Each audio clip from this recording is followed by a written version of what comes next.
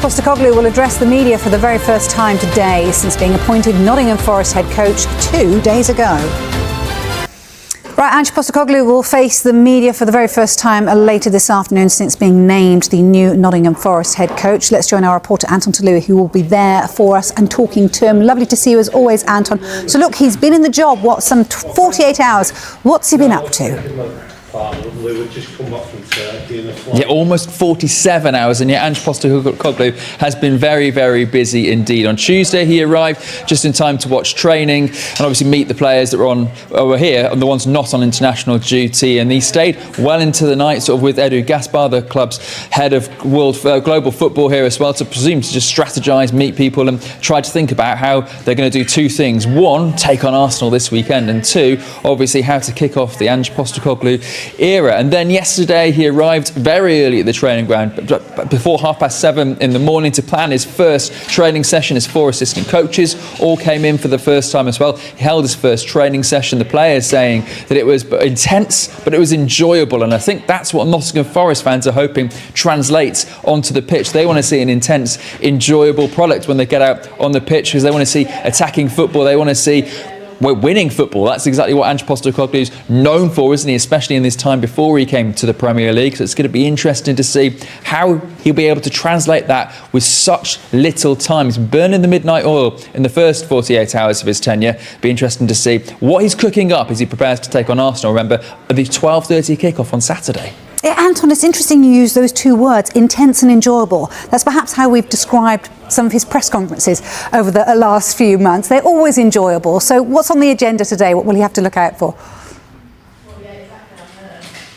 I think a lot of people will want to know, obviously how he feels to be here at Nottingham Forest, but especially how this all came about, because Nuno Espirito Santo, successful Nottingham Forest manager, no manager has a higher win percentage in the Premier League at Forest than Nuno, and yet at the same time he was fired after getting Nottingham Forest up to 7th in the league in Europa League football for the first time in nearly 30 years. So I think it'll be interesting to hear about his relationship, for example, with the owner, Evangelos Marinakis. We know the two obviously met earlier in the summer when he was given an award by Marinakis for being the first Greek-born head coach to win a European club competition. So interesting, they've been full of respect for each other, full of admiration for each other, but it'd be interesting to know more about their relationship. And of course, the clash of styles. Nuno Espirito Santo, known for being a counter-attacking coach, kind of the opposite with Ange Postecoglou. Plus, obviously, just how is he going to fit in? We know strong personalities, the likes of Steve Cooper beforehand, very popular, but obviously didn't end up staying as long as he wanted. And then, of course, the Nuno Espirito Santo,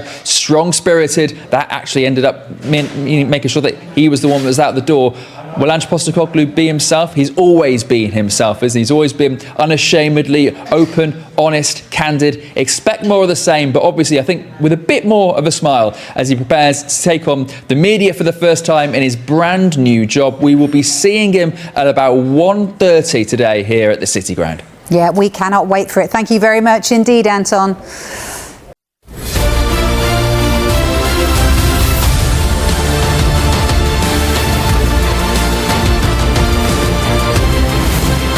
Ange Postecoglou is presented as Nottingham Forest boss. Will bring you his news conference shortly. First, though, Ange Postecoglou has been officially presented as the Nottingham Forest boss this afternoon. He's currently holding his news conference. We will bring you that as soon as it's finished. But along with that news conference, there has been all of the other ceremony that comes with the arrival of a new manager, Postecoglou, in to replace Nuno Espirito Santo after a very successful spell for him in charge, leaving Nottingham Forest in the Europa League. Ange Postecoglou has been speaking about the storied history at Forest today that has seen them win 2 European Cups in the past, and the owner Evangelos Marinakis targeting more trophies and believing that the Australian is the man to deliver them. And Postecoglou has said he has won trophies wherever he has gone, which is right. He has been sacked for the first time as Tottenham Hotspur's head coach at the end of last season, having delivered the Europa League. Well, what can he do as Forest head coach? It all starts against his former North London rivals, Arsenal, at the weekend, as Ange Postecoglou settles in at the City Ground, albeit with a run of away games to start his tenure. This weekend, the first game of the return of the Premier League sees Nottingham Forest at Arsenal. So Ange Postecoglou, his first game in charge. He's been speaking to the media for the first time today. Let's hear from him now. Welcome to Nottingham. How does it feel to be head coach of Nottingham Forest? Yeah, excited. Obviously, not really sure when the next opportunity will sort of arise, and yeah, it happened, and yeah, really excited. I mean, it's obviously great to be back in the Premier League, but great to be in charge of a club with such a storied history, who I firmly believe are on their way up, and I think it's a great place for me to be. It all happened so quickly. Can you give us some insight into the timings, the conversation about how all this came down? Yeah, quickly is the word. Yeah, it kind of developed sort of over the weekend, but it sort of just all came to a head on the Monday, and all my staff were all different parts of the world, and we had to make some quick decisions. The president got me in a good moment. I'd just done the school run, and that's a great motivator to get back to work, mate. I think from my perspective, it was once we got into discussions on sort of preliminary discussions on the Monday, over the weekend, but on the Monday when it got serious, I kind of didn't take too much for me to realise it's a great opportunity, and it has everything that kind of I look for in a challenge, and I was excited to take it. Talk about Nottingham Forest being on the up. Obviously, they're having their greatest sort of spell of success, and it was under Nuno. How difficult is it going to be to take over from him? Not just because obviously of the success of the team, but also because obviously there's lots made of the clash of styles between you and the previous head coach. Yeah, look, again, it's the nature of football. I guess you don't really know what circumstance you'll take over. You're absolutely right. I think when you look at the job Nuno did over the last couple of years, and to be fair, Steve Coops before that, because when Coops came to the club, they weren't looking like they were going to be in the Premier League very quickly. So, they've had two excellent managers who have done fantastic work, and like I said, sometimes you don't know when these things will end. I certainly didn't expect to finish up after winning a trophy either. So that's just the nature of football. And in terms of the style question, again, look, it's pretty familiar territory for me. It was a similar when I took over at Spurs. They wanted to change kind of the way they played, but it's a little bit different this time, obviously, with me taking over 3 games into the season. It'll be a gradual process, but I think if you look at the squad and even the first 2 or 3 games, I think Nuno himself was probably transitioning to something a little bit different from what it was. But you know what, even if I was playing exactly the same, we're all different. We're all different people. We talk differently, we coach differently, even if we're going to play the same style. So it's just a matter of making it as smooth as possible for the players. Can you talk to us about your relationship with the owner? Because he's been sort of open with his praise previously during the summer. Obviously, you met up at the award ceremony in the summer as well. So just talk to us about how you sort of know Evangelos Marinakis. Look, I've been in his company 3 or 4 times. I don't know him well. We were in Athens because he was presenting me with an award and I wasn't going to turn it down. So, and it was very kind of him, and it meant a lot to me because obviously, I was raised in Australia, but I was born in Greece, and I'm very proud of both nationalities, and a lot of my sort of recognition has come on the other side of the world. So to be recognised by the country I was born in was very humbling, and so yes, I had sort of a brief interaction with him there, and there's a couple of other times. I think one was 2 or 3 years ago when Coops was managing, because we both happened to be in Athens at the same time. But I haven't spent a lot of time with him. But from afar, you just got to admire his ambition and his willingness to take everything on and create something special. He was open about his ambition in the statement that sort of confirmed your arrival. He was saying, we want to compete with the best, we want to win trophies. You know where this is going. So how much pressure are you under? How quickly do you think it is before you can get Nottingham Forest from winning trophies? That could have been my quote, mate. We're no different. I mean, I've said it already that that's what I want to do. I want to win trophies. That's what I've done my whole career, and that's what I want to try and do here. And from that point of view, like I said, looking at sort of the opportunity that exists here, is that every club wants to be successful for sure, but what I've seen over the last few years is since the president took over the club, is that those ambitions are backed up with actions, and it's perfect conditions for me. Richard, PLP. What have the last few months been like for you personally? Because you say you don't expect to win a European trophy and then lose your job. And equally, you often hear from managers, it's not necessarily just about taking the next job, but the right job. Look, it was unusual because it's never happened to me before. I mean, it's the first time I've really been, it is the first time I've been sacked. I mean, when I was with the Australian youth team, my contract finished and I kind of knew it was over, but it was the first time sort of that's happened to me, and the first time I've had an off-season off. I had 4 or 5 weeks with the family, which has never happened before, and fair to say it was as tough for them as it was for me. But through that time, I kind of, like you said, you wonder about the next opportunity. I've never sort of put too much thought in it, because every opportunity I've had has sort of come from somewhere where I haven't maybe expected it. What I did know was that I was really keen to again go to a club that will give me that platform to continue sort of the career I've had so far, and that is to continue winning things. That was important to me. Not that they're in a position to do that, but that they have that ambition. And it's like I said, if you asked me at the start of the year, would Nottingham Forest would be a possibility, I would have said to you, no way, because the job that Nuno had done and the trajectory the club was on. But it presented itself, and I said I was happy to take it. Obviously, you've said that this all came together pretty quickly over the course of the last 7 days. You come to a club that, in terms of the football demands, are in a similar situation to what Tottenham were with European expectations from last season. So from afar then, what's your assessment of this squad, and how well equipped do you think it is to be able to handle both domestic and European demands? Yeah, it is a challenge for sure. We experienced that at Spurs last year, and not just us, but I think all clubs that are in Europe. It's a real challenge with the demands on players these days. And, I really like the squad. I think it's got great sort of balance in terms of, being able to cover most positions for the rotations you need.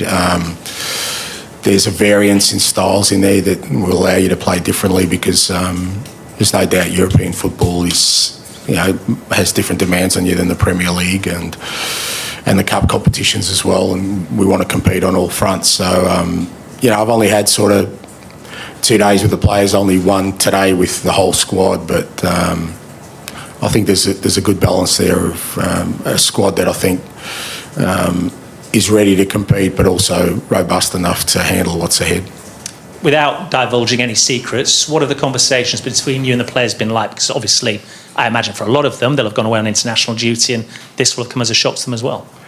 Yeah, I think you got to let people process it. I mean, I think it's Tuesday was the first day, I've lost track of days, that I was got out of the club, and I just kind of let the players be, and the staff. I mean, it's, because, I'm sure Nuno had close relationships with all of them, and you got to let people process that. I know in the football world we tend to think that, it's that kind of business, you just move on, but they are human beings, and I thought it was really important, to let them sort of, in their own minds, deal with it the best way. But, from the first conversation I had with them was that we've got a game Saturday, boys, and nothing's more important than that. Everything else we've got to park, whatever it is that we may or may not be going through. And because the responsibility for me and the players and everyone involved is to make sure that, come Saturday lunchtime, that we are absolutely ready for a big game. And, that's been the conversation. So I haven't tried to sort of expand on that too much. Is what's going to be our best preparation to take on, one of the Premier League's best. Is it fitting for you personally, given your recent history, that it's Arsenal away first up? Look, it is what it is. I think our first 4 games are away, so that's why I've got to look at the stadium today. I won't see it for a while. But that's okay. I mean, look, the one thing I do know is that every Premier League fixture is challenging, whether that's against clubs that are challenging for honours or others that are fighting for other things. And but it's a great game. Mikel has got them off to a good start. I think they've strengthened over the summer for sure. They're a stronger team than they were last year, so it'll be a great challenge for us. Have you had any feedback in terms of player availability, who's available, who won't be this weekend? Basically, I think we've got a clean bill of health, except for who's just come back.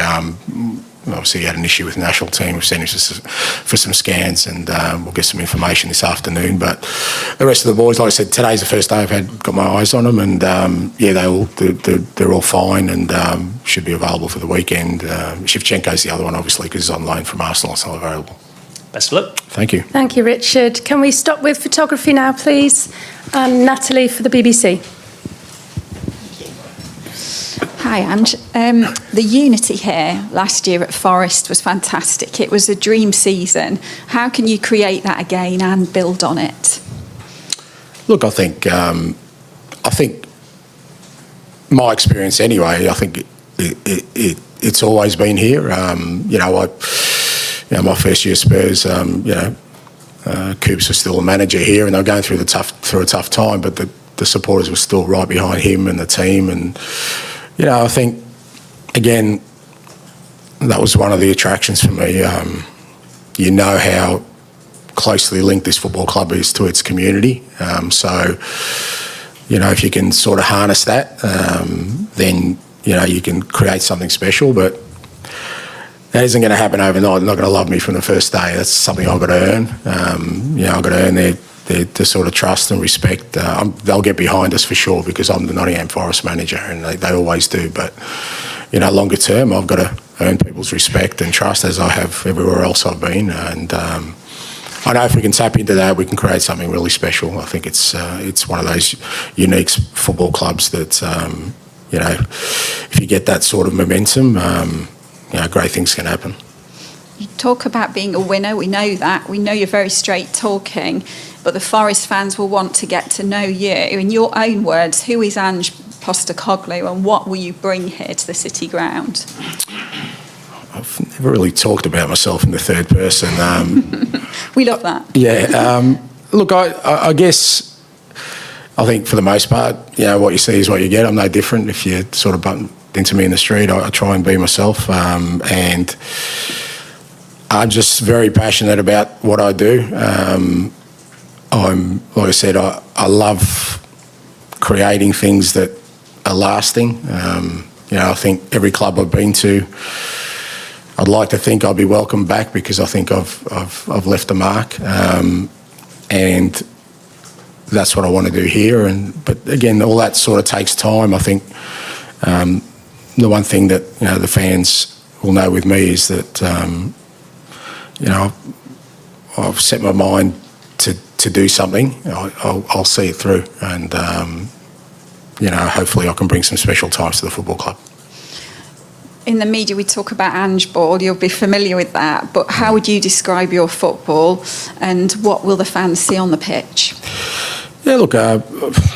Again, I've always got to be careful how I frame these things because for some reason they get set in stone. But I do like my teams to play exciting football, score goals, get fans excited for sure. I'll make no apologies about that. That's just the way I am and the way I want to see my teams play. And we want to dominate the ball. We want to put pressure on the opposition. We want to score goals. But all of it with the end goal of winning football games, because that's what excites me more than anything else. If you win football games, then you can win trophies, and there's no doubt that from my perspective, I see a group of players and the opportunity to build something that I think, not just for Forest fans, but for everyone watching the game, will be good to watch. Brilliant. Thank you very much. Dan for ITV, please. Hi, Ange. A quick question for clarity. You say, and we know you win a trophy in your second season. I won a couple in my first as well. Celtic, I won a double in my first year. So there you go. Going to win one in your first then? Yeah, well, of course I can. Yeah. I mean, I may have to have a second year here, mate. So yeah. If you do, there'll be comparisons with Brian Clough here, obviously. How much of an inspiration is he to you, and do you see any similarities? There will never be any comparison between me and Brian Clough. He's a standalone legend. He's one of these figures that you can't compare to as a manager, as a man. I've often said I'm a student of the game, and growing up on the other side of the world, I was a voracious sort of reader of anything I could, and he's one of the most legendary figures going around. And he did it at a football club where no one expects that kind of thing, and I love that because it means it was a little bit different. I want to be a little bit different. I've tried to be a little bit different. I've just got a different journey to everyone else, pretty much in the Premier League. So, he's a standalone figure, mate. There'll be never any comparison between me and him. But if I can bring similar joy that he brought to this football club and to this city, I'll be a very happy man. And finally, from me, what's your message to the supporters that will be coming to Arsenal to watch your first game? Look, hopefully, they'll get behind the scene like they always do, and excited about the possibilities of what we can achieve. The club's back in Europe. That's a fantastic incentive for us to really, create something special along with the domestic competitions, and hopefully they see an enthusiasm in the team. Look, the players have been fantastic. It's like I said, they've had to process it, but they also understand that they have a responsibility to this football club to make sure they perform. The last game wasn't great, so you've got to take that into account and say, well, we want to make it amends for that, irrespective of what's happened in between, because we want to make sure that our supporters go home happy. Brilliant. Thank you much. Thanks, mate. Jacqueline. Underway at Nottingham Forest, and we will have reaction to that first news conference as head coach throughout the course of the afternoon here on Sports Desk.